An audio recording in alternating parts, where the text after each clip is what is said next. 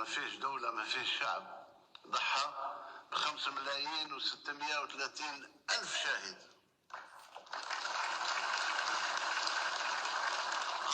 عبر المقاومة الشعبية. وانتم تعرفوا أن المقاومة الشعبية دامت ما يقارب 70 سنة. لما كانت الخديعة ضد الأمير عبد القادر واضطر يوقف المقاومة في 17 سنة بعد دخول الاستعمار، قاموا زعماء المناطق كلهم، شرق غرب جنوب وسط، قاموا بانتفاضاتهم دامت 70 سنة.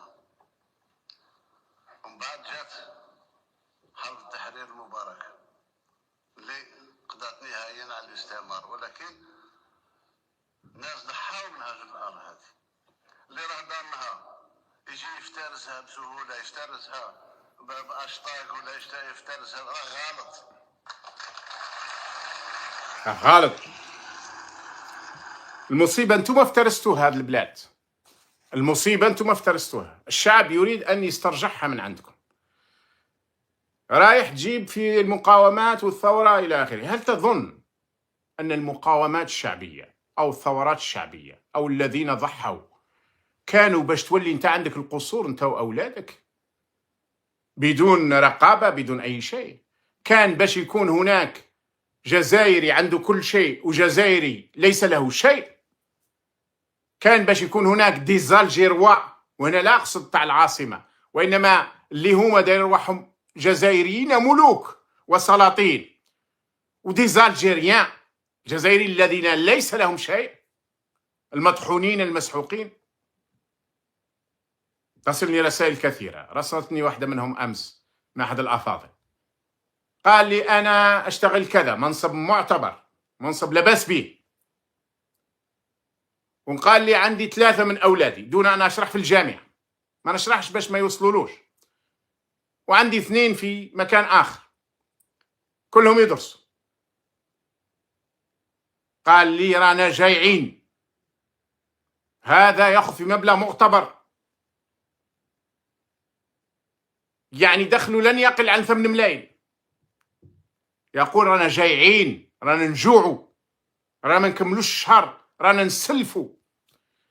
فتعجبت، إذا كان اللي يدي 4 أضعاف الحد الأدنى أقل شيء يقول هذا الكلام، واش اللي يدي 4 ملايين و3 ملايين و2 ملايين، واش اللي ما عندوش دخل أصلا واش يقول؟ واش يقول؟ روح دخل أي مطعم في الجزائر، أي شيء، روح كول، شوف شحال يخرج لك، تقول راك في أوروبا.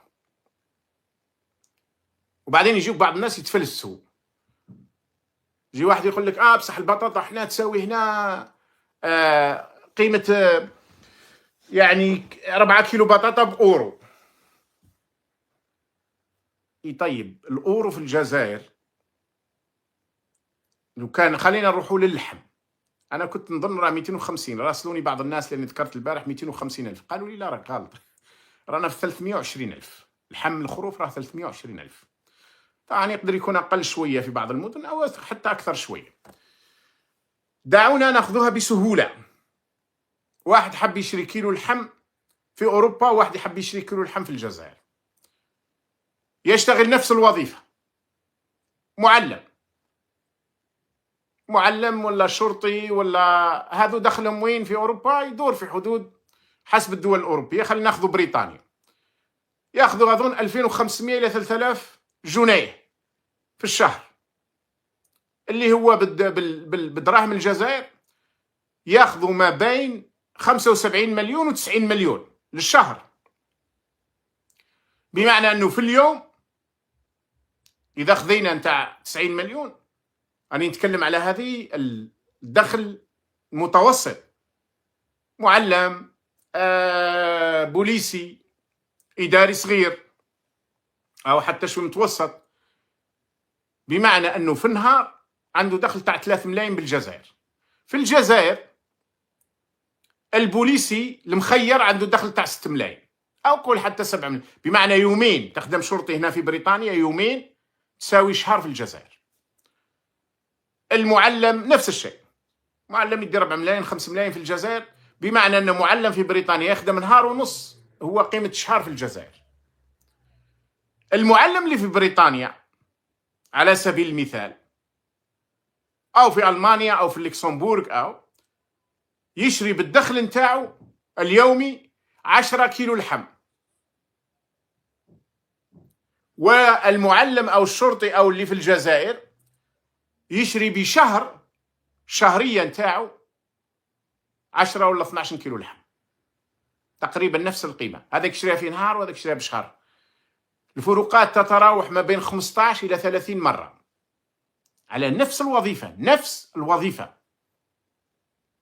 اللي في أوروبا، الجزائري في أوروبا يشتغل معلم ولا يشتغل شرطي، يعني نتكلم على الجزائري، يدي ما بين 15 إلى 30 مرة ما يديه زميله اللي في الجزائر.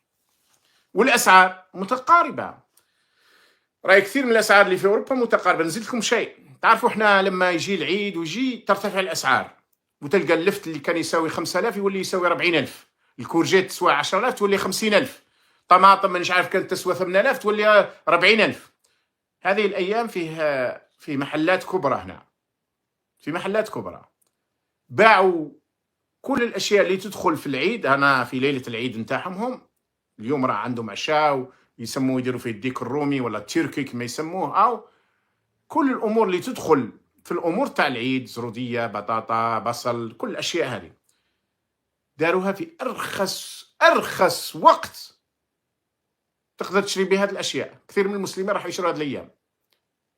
زيد أمس كلمني واحد قال لي في الأول داروها ب 16 بنس، يعني رخيصة تماما، يعني 15-16 بنس، يعني جنيه واحد يجيب لك 7 كيلو و8 كيلو تاع بطاطا أو تاع زرودية أو تاع بصل. أو قال لي والبارح راها باطل، روح رفد على روحك. وكل واحد يقولوا له ما تفوتش 3 كيلو ولا 6 كيلو ولا باش قاعد الناس تدي باطل بدون فلوس، باش الفقراء يعيشوا العيد نتاعهم. احنا في الأعياد اللي تلهب الأشياء، وهذا نابع شكون اللي دار هذا الشركات اللي داروا، لأن عندهم فكر تاع تجاري جميل، يحبوا يتقربوا من الناس. وبعدين الدولة تسهل لهم لما يديروا هذه الأشياء. الدولة ما تدخلش في التجارة، تتدخل فقط باش تاخذ ضرائب، باش تنظم، باش ترتب.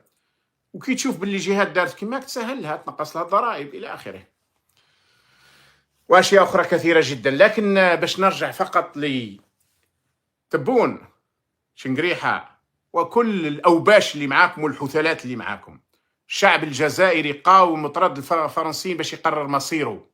ماهوش يخرج في 2019 ويقول شعب يريد الاستقلال، وراي كاينه مئات المسيرات وين الشعب يخرج يقول الشعب يريد الاستقلال. الشعب يدي الاستقلال والجنرالات على بوبال. الشعب هذا ما ضحاش، أجداده وأباؤه وأجداده وأجدادهم ما ضحاوش باش تكون عندكم أنتم الفيلات بالبيسينات والسيارات آخر طراز والحراسات والبراجات والشركات والموني والدراهم اللي رايحه للخارج والدراهم اللي في الداخل واشكار اللي تجيكم بلا حساب، والناس كاين اللي ما يلقاش واش ياكل. الجزائر ضحاو باش يعيشوا في وطنهم. اول شيء الكرامه، ما يتحقروش، ما يتذلوش.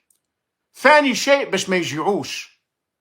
ثالث شيء باش يقراوا اولادهم ويتعلموا وتكون عندهم مستشفيات ومدارس وجامعات. رابع شيء باش ما تكونش لا دروغ تملا البلاد والبراجات تملا البلاد. البراجات في كل مكان، ولا دروغ تقول راهي تدخل من السماء، تقول راهي تطيح علينا من كواكب اخرى، مع ان البلاد محاصره بالبراج، محاصره بالشرطه والدرك والمخابرات.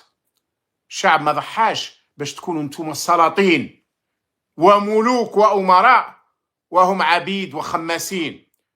والله يا اليوم غير فيه جزائريين غير يترحموا على الاستعمار، يترحموا على الاستعمار، لأن أمام الاستعمار كان يقول لك هذا كافر ومستعمر وفرنساوي وقاوري ونصبر. أما أنتم فحثالة من حثالات البلاد، وليتوا مستعمرين الشعب. وتجي تقول بلي شعب جزائري مقاوم ما يخوفنيش هاشتاغ. لا، هذا الهاشتاغ مش خوفكم. سامحوني راح نقول لكم بالك عبارة أخرى. هذا الهاشتاج دار لكم الرعب، جرى لكم كروشكم، باش ما نقولهاش بكلمه شويه بذيئه، جرى لكم كروشكم. ولو كان ما جرالكمش كروشكم ما تخرجوش تهضروا على الهاشتاج هذا.